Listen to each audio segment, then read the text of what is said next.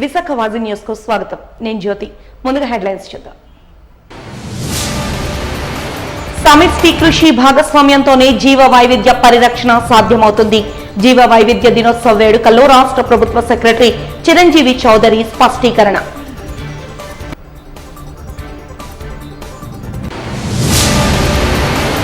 గ్రామ స్థాయిలో cancer training కు కార్యాచరణ ప్రణాళిక సిద్ధం. ఆరోగ్య కుటుంబ సంక్షేమ శాఖ కమిషనర్ డాక్టర్ ఎస్ వెంకటేశ్వర్ వెల్లడి.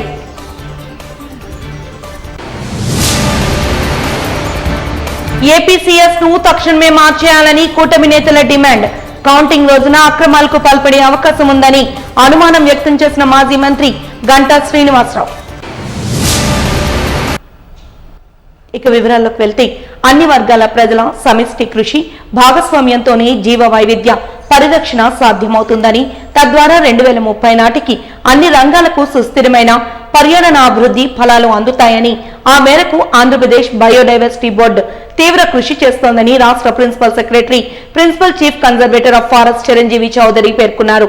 సుస్థిర పద్ధతిలో ప్రయోజనాలు అందించేందుకు, జీవ వైవిధ్య పరిరక్షణకు లక్ష్యాలను సాధించేందుకు ప్రణాళికాయుత చర్యలతో ముందుకెళ్తోందని ఉద్ఘాటించారు. జీవ వైవిధ్య పరిరక్షణ, జీవ వనరుల స్థిరమైన వినియోగం, అన్ని వాటాదారుల మధ్య జీవ వనరుల న్యాయమైన సమానమైన భాగస్వామ్యం అనే 3 ప్రధాన లక్ష్యాలను ఆంధ్రప్రదేశ్ రాష్ట్ర జీవ వైవిధ్య బోర్డు నిర్దేశించుకుంటుందన్నారు. ఈ మేరకు ఆంధ్ర యూనివర్సిటీ కన్వెన్షన్ సెంటర్ లో నిర్వహించిన కార్యక్రమంలో ఆయన పాల్గొని మాట్లాడారు. ఈ సందర్భంగా ఆయన మాట్లాడుతూ, అంతర్జాతీయ జీవ వైవిధ్య దినోత్సవాన్ని పురస్కరించుకుని ఈ కార్యక్రమాన్ని నిర్వహించడం ఆనందంగా ఉందన్నారు. ఆంధ్రప్రదేశ్ రాష్ట్ర జీవ వైవిధ్య బోర్డు అన్ని స్థానిక సంస్థల స్థాయిలో బయోడైవర్సిటీ మేనేజ్మెంట్ కమిటీల ద్వారా వివిధ కార్యక్రమాలను అమలు చేస్తోందని తెలిపారు.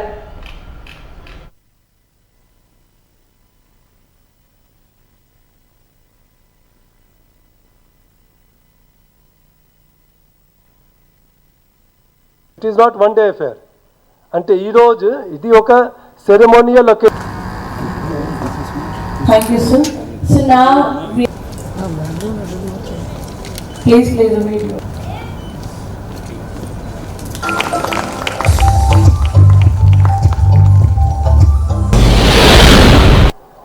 People in this particular hall would agree with him, with his statement that service to man is service to God.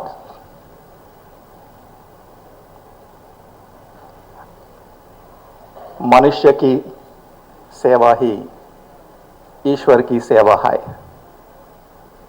The entire hall, including all the faculty, I was also sitting there, because we have been told that way.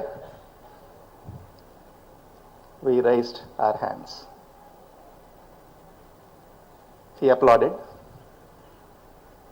and he spoke for about 1.5 hours.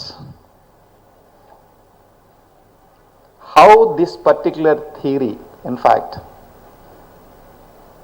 created, otherwise, we are talking about the deforestation, development, looking for development, the deforestation, the exploitation. He spoke about all these things. He was in fact, making a mention that అంతా కూడా ఈ జీవ వైవిధ్య దినోత్సవం జరుపుకుంటుంది. ఆవశ్యకత ఏమిటి, అసలు ఎందుకు జరుపుకోవాల్సి వచ్చింది, మనం అందరం ఎందుకు ఇక్కడికి వచ్చాము అనేది చాలా తక్కువగా ప్రజల్లో కూడా అవగాహన తక్కువగా ఉంది. ముఖ్యంగా మాకు బిఎంసి మెంబర్స్ అంటాము, అంటే బయోడైవర్సిటీ మేనేజ్మెంట్ కమిటీ మెంబర్స్ 14,800 మంది ఉన్నారు. వాళ్ళు కూడా వచ్చారు, అందరూ కూడా స్టూడెంట్స్ వచ్చారు, టీచర్స్ వచ్చారు. అందరికీ కూడా స్వాగతం పలుకుతూ మళ్ళా ఎందుకు ఈ దినోత్సవం జరుపుకోవాల్సి వచ్చింది, అసలు దీని వెనక హిస్టరీ ఏం జరిగింది ఏమనేది ఒక్కసారి మనం ఆలోచించుకుంటే, ప్రపంచం మనకు ఒకటే ప్లానెట్. ప్రపంచంలో చాలా విపత్తులు వచ్చాయి. అంటే కరువు కాటకాలతో చాలామంది చనిపోయారు. చాలా దేశాలు, చాలా ప్రాంతాలు కూడా చాలా వరకు నష్టపోవడం జరిగింది. మన ప్రపంచంలో గుర్తుంచుకోవాల్సింది ఐరిస్ ఫెమైన్. ఒక పొటాటో క్రాప్కి బ్లైట్ అని తెగులు రావడం వల్ల యూరోప్ మొత్తం అంతా కూడా అల్లాకులం అయిపోయింది. మన ఇండియాకి అంటే భారతదేశానికి తీసుకొస్తే మీకు అందరికీ గుర్తుంటుంది, 1843లో గ్రేట్ బెంగాల్ ఫెమైన్ మీరు చూసుంటారు. సైక్లోన్స్ వచ్చి తర్వాత డ్రాట్ వచ్చి ఫ్లడ్స్ వచ్చి ఇవన్నీ వల్ల వ్యాధి పెరిగిపోయి రైస్ వెరైటీ మొత్తం కూడా మనమందరం కూడా స్టేబుల్ ఫుడ్ రైస్గా తింటాం. Rich countries in the world, about 17 mega biodiversity countries are there, but we are one of them. And also out of 34 hotspots, 3 hotspots are here. One is the Western Ghats and Eastern Ghats and the Himalayan ranges, the Northern Himalayan ranges and Northern Eastern Hills region. In addition to that, Andaman and Nicobar, the biodiversity is very unique in the sense it is the Indo-Malayan influence is there, then Indonesian influence is there, and Burman influence is there, and also the Thailand influence is there. So if you visit the Andaman Nicobar biodiversity regions, I think there is no need to go to Burma or Malaysia or Thailand or even Indonesia. Such a huge rich heritage we have, so that's why we call it as a biodiversity is the heritage of humankind, and it is all only because of the efforts of our ancestors, then the saints and other people who actually gave a very big gift to us, and now it is our duty to see that this whatever the biodiversity is there, we have to protect. Diversity, which was announced by the UN. Today, when we are talking about horticulture, it is one of the sunrise sector. Even the state of Andhra Pradesh has become hub for the horticulture sector. When we talk about the employment generation, women empowerment, doubling of the farmers' income, skill development, entrepreneurship, it is horticulture sector. And today, we all can really feel proud that the last 6 consecutive years, now we have achieved the highest production. This year it is announced that we already achieved 355 million tons and become nutritionally secure, and it is recorded more than the food grain production. I would like to mention few issues. ప్రతి ఒక డెలిగేట్కి నా నమస్కారాలు. ఇప్పుడు vice chancellor Andhra university రెండు చాలా ప్రధానమైన మాట చెప్పారు. ఒకటి అంటే ఇట్స్ నాట్ దట్ మానవ్ సేవ ఈజ్ సేవ to the God. So all the living beings అంటే ఈరోజు మనం ఈ international day of biological diversity celebrate చేసుకుంటున్నాము. దాంట్లో ఇది ఒక చాలా ప్రధానమైన statement, which means all living organism. If we take care of all living organism, then only we are doing service to the God. Number 2, ఆయన ఆల్రెడీ యూనివర్సిటీలో చాలా initiative తీసుకొని ఇక్కడ ఉన్న బయోడైవర్సిటీ ఐడెంటిఫై చేయడము, లేకపోతే ఉన్న ఇంకొక 10 acres ల్యాండ్కి బయోడైవర్సిటీ పార్క్గా డెవలప్ చేయడము, కార్బన్ క్రెడిట్ గురించి చెప్పారు, గ్రీన్ క్యాంపస్ గురించి మాట్లాడారు. ఏ విధంగా ఈ బయోడైవర్సిటీ రిలేటెడ్ సబ్జెక్ట్స్ బాటనీ కానీ, జువాలజీ కానీ, మెరీన్ బయాలజీ కానీ, ఎన్వైర్న్మెంటల్ సైన్స్ కానీ, అంటే ఆంధ్ర యూనివర్సిటీ అంటే మన అందరికీ తెలుసు, ఎంతో ఫేమస్ గొప్ప యూనివర్సిటీ, చాలా సంవత్సరాల నుంచి మనందరికీ తెలుసు. So some of these initiatives. ఇదిలా ఉండగా వాతావరణంలో మార్పులు, కాలుష్యం కారణంగా ఆహార పదార్థాలు కలుషితమైపోతున్న వేళ సహజ సిద్ధమైన ప్రకృతి సేద్యం, ఆరోగ్యకర ఆహార పంటలు తదితర అంశాలపై ప్రజలకు అవగాహన కల్పించేందుకు నగరంలో బయోడైవర్సిటీ దినోత్సవాన్ని పురస్కరించుకుని ఎక్స్పోను నిర్వహించారు. ఈ ఎక్స్పోను Andhra university vice chancellor Prasad Reddy ఇతర బోర్డు సభ్యులు కలిసి ప్రారంభించారు.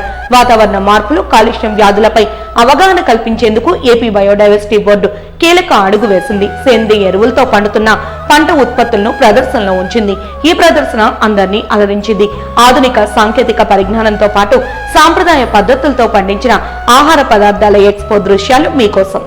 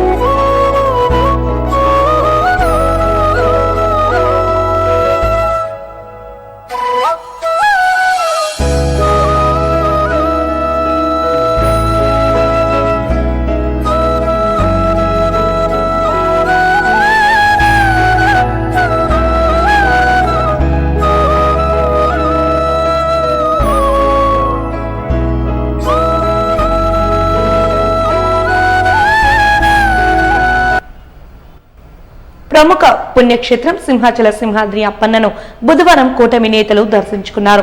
కూటమికి చెందిన నేతలు రఘురామకృష్ణంరాజు, గంటా శ్రీనివాసరావు, సోమిరెడ్డి చంద్రమోహన్ రెడ్డి, విష్ణుకుమార్ రాజుల ముందుగా స్వామివారి దర్శనం అనంతరం నృసింహ మండపంలో జరుగుతున్న నరసింహ జయంతి స్వాతి హోమాలలో పాల్గొన్నారు. కూటమి నేతలకు ఆయా పార్టీలకు చెందిన అభిమానులు స్వాగతం పలికి సాలువాతో సన్మానించారు.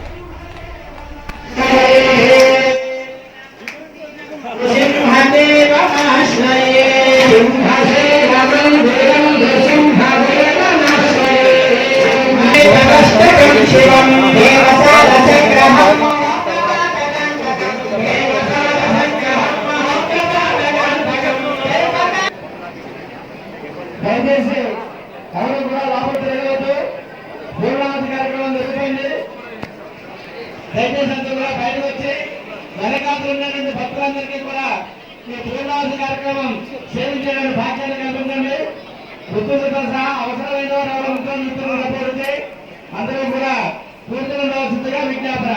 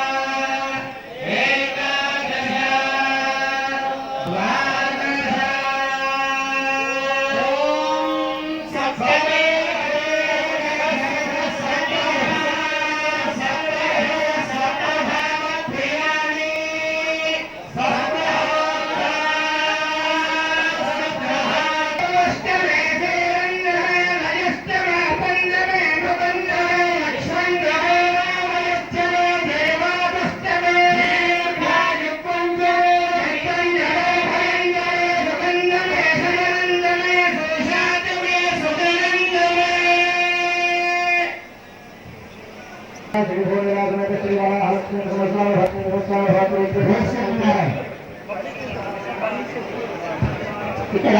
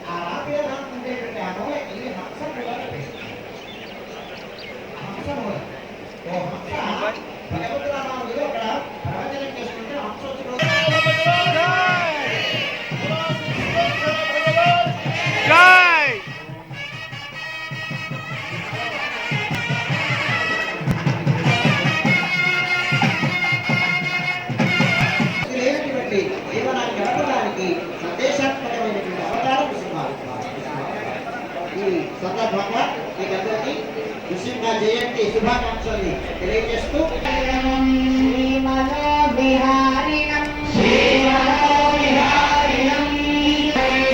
మరలా చెప్పుకున్నాం. చివరి శ్లోకాన్ని ఒకసారి మరలా చెప్తాం డివైడెడ్ చేసి.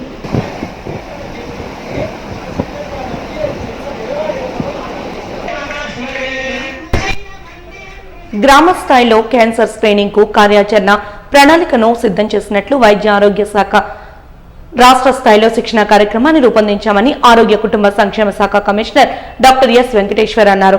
అగ్నంపూర్లోని హోమీబాబా క్యాన్సర్ హాస్పిటల్ రీసెర్చ్ సెంటర్లో నేషనల్ హెల్త్ మిషన్ ఆధ్వర్యంలో నిర్వహించిన ప్రివెంటివ్ ఆంకాలజీపై community health medicine, gynaecology, ENT, dentist, pathology, surgery విభాగాల్లో పాల్గొన్న ప్రభుత్వ వైద్య కళాశాల వైద్య నిపుణులకు నిర్వహించిన సెన్సిటైజేషన్ కార్యక్రమంలో ఆయన ముఖ్య అతిథిగా పాల్గొని ప్రసంగించారు. ఈ సందర్భంగా కమిషనర్ మాట్లాడుతూ రాష్ట్రంలో శిక్షణ ఇచ్చేందుకు మంచి మానవ వనరులు ఉన్నాయన్నారు. ఇక్కడ శిక్షణ పొందిన వైద్య నిపుణులు జిల్లా స్థాయిలో శిక్షణ ఇవ్వాలని, తిరిగి వారు ఏఎన్ఎం, సిహెచ్ఓలకు శిక్షణ ఇవ్వడం ద్వారా ఈ కార్యక్రమాన్ని విజయవంతం చేయాలని తెలిపారు. శిక్షణ కార్యక్రమంలో పాల్గొన్న ఆరోగ్య కుటుంబ సంక్షేమ శాఖ commissioner, national health machine AP director doctor S Venkateshwar Homi Bhabha cancer ఆసుపత్రి రీసెర్చ్ సెంటర్ లో కలియ తిరిగారు. క్యాన్సర్ కు సంబంధించి ఇక్కడ అందుబాటులో ఉన్న అధునాతన విభాగాలన్నింటినీ ఆయన పరిశీలించారు.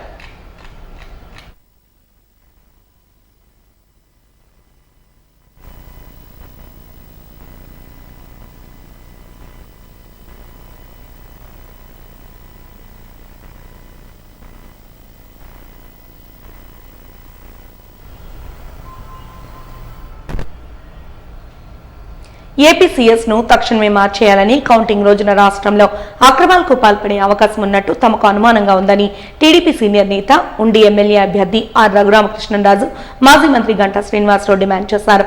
ఆయన్ను మారుస్తేనే రాష్ట్రంలో శాంతి భద్రతలు క్షేమంగా ఉంటాయని, ఎన్నికల కమిషన్ కనుసన్నల్లో అధికార యంత్రాంగం పనిచేయాల్సి ఉండగా ఈసీపైనే సీఎస్ కు అధికారం ఉన్నట్టు కనిపిస్తోందన్నారు.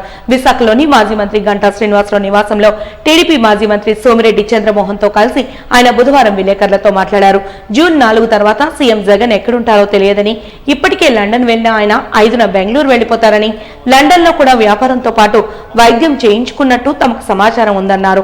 175కు 175 వైసీపీ సీట్లు అంటూ మంత్రి సద్దిబాబు చెప్తుండడంపై అందరూ నవ్వుకుంటున్నారని విమర్శించారు.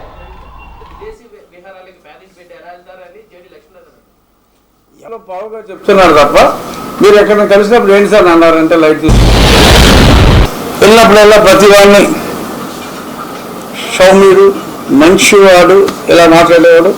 పిల్లలు గారిని కూడా రామకృష్ణ చాలా మంచివాడు, ఇప్పటికే మంచి పదవి ఇచ్చా, ఇంకా మంచి పదవిలో పెడతా, మంచివాడు కాబట్టి ఓట్లేయండి అన్నాడు.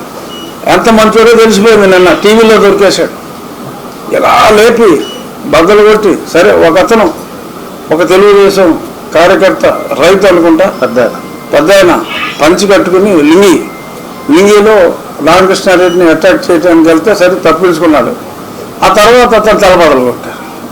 హింస చేసేది వాళ్ళు, కానీ పేపర్లో రాసేది తెలుగుదేశం వాళ్ళు హింసకు పాల్పడుతున్నారు, తెలుగుదేశం వాళ్ళు ఓడిపోయారని చెప్పి ఎలా చేస్తున్నారు. ఈరోజు సాక్షి చూశాను, అసలు రాష్ట్రాల దీని గురించని.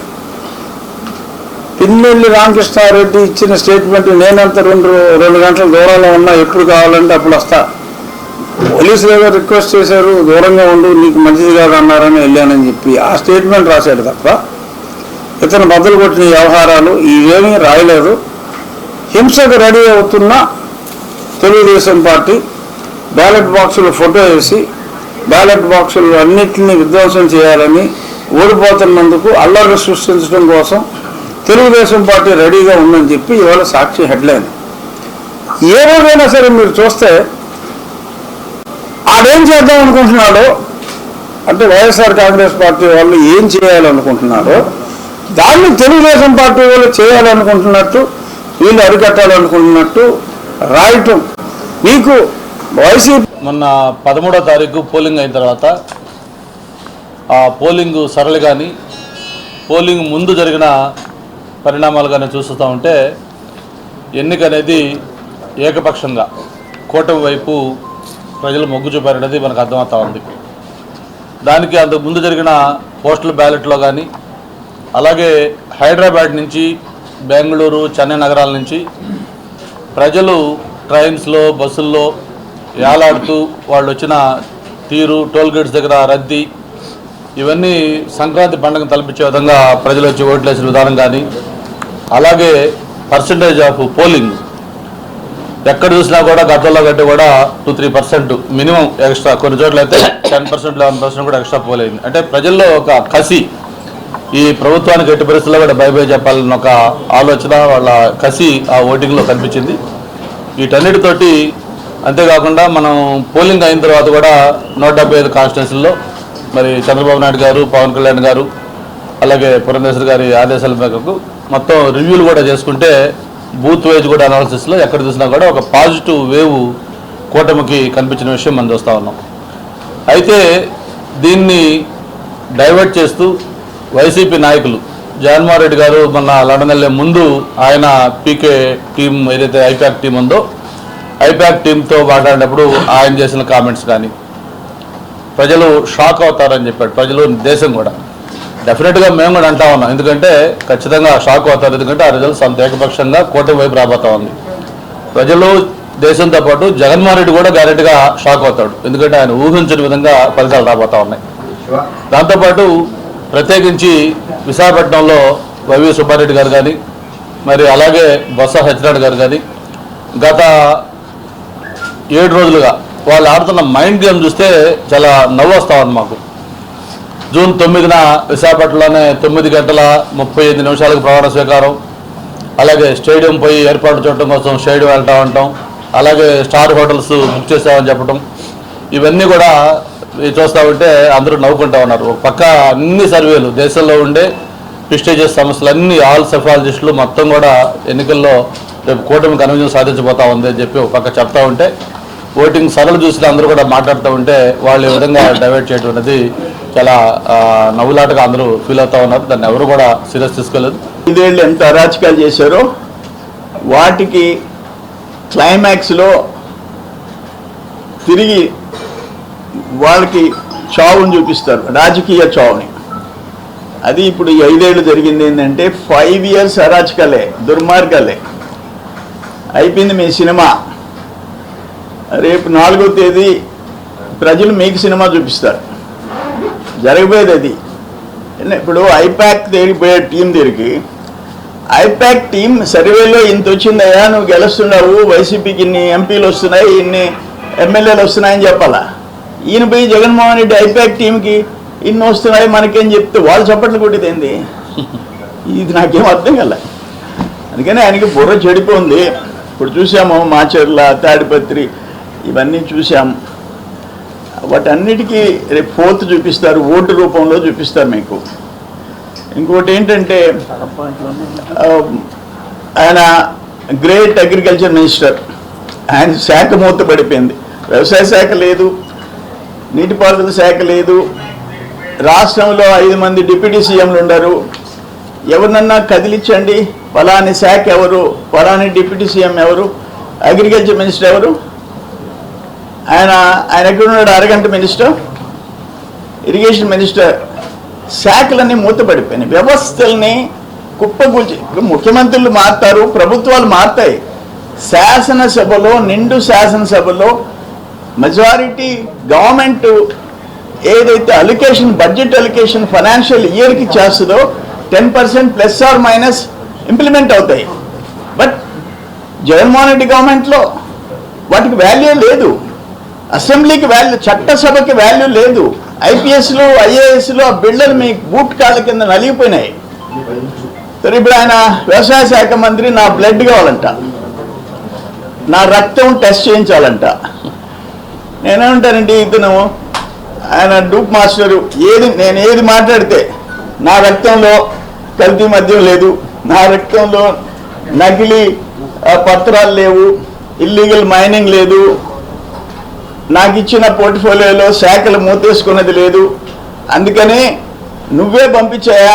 ఈరోజు సింహాచలం స్వామి దర్శనానికి వచ్చే, సాయంత్రానికి మెడ్రాస్ పోయి నెల్లూరుకి వస్తా. నీ ఏ హాస్పిటల్ కావాలంటే, నీ వైసీపీ హాస్పిటల్, నీ సాక్షి గ్యాంగ్ని పంపించు, నా రక్తం పరీక్ష చేయించుకో, ఏముంటుందో చూసుకో. ఏముంటుంది? ఒకే మాట, ఒకే బాట, నీతి నిజాయితీ ఉంటాయి. ఆస్తులు కాదు, ఉన్నాయన్నీ బాగుంగొట్టుకున్నాం, అయినా నా రక్తంలో అదే ఉంటుంది. వాజీ న్యూస్ ముగించే ముందు హెడ్లైన్స్ మరొకసారి చూద్దాం. సమిష్టి కృషి భాగస్వామ్యంతోనే జీవ వైవిధ్య పరిరక్షణ సాధ్యమవుతుంది. జీవ వైవిధ్య దినోత్సవ వేడుకల్లో రాష్ట్ర ప్రభుత్వ సెక్రటరీ చిరంజీవి చౌదరి స్పష్టీకరణ.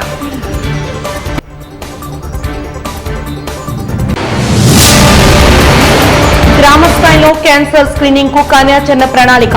ఆరోగ్య కుటుంబ సంక్షేమ శాఖ కమిషనర్ డాక్టర్ ఎస్ వెంకటేశ్వర్ వెల్లడి.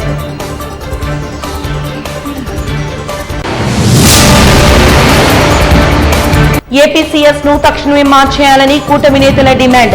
కౌంటింగ్ రోజున అక్రమాలకు పాల్పడే అవకాశం ఉందని అనుమానం వ్యక్తం చేసిన మాజీ మంత్రి గంటా శ్రీనివాసరావు. వాజీ న్యూస్ ఇంతటితో సమాప్తం. నమస్కారం. Thank